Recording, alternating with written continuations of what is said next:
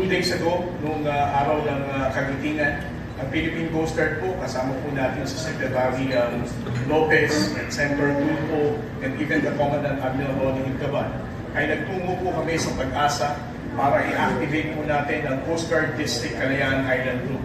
At ginawa po natin ang Coast Guard Station dito as a major unit of the Philippine Coast Guard, upgrading it to a Coast Guard District.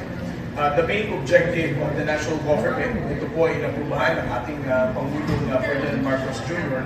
na i-upgrade ang Coast Guard unit dito sa Pag-asa for 4 reasons.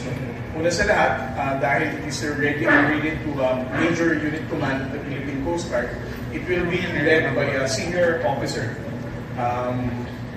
Minimum, kailangan isang flag rank or Commodore ang rango na magiging district commander dito.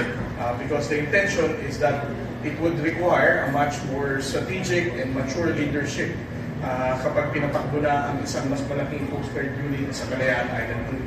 Secondly, ang intention po ng ating pamahalaan ay not just to focus on maritime security concern.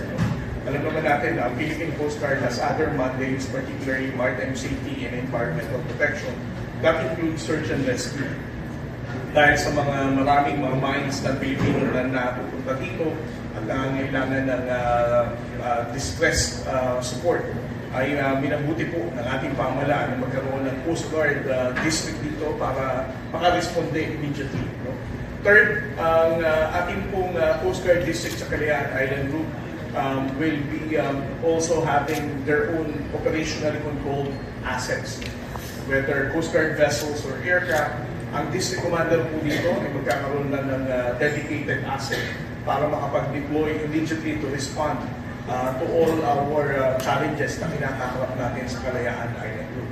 At ang pang-apat po na dahilan dito, ang Philippine Coast Guard po ay we have different set of professionals.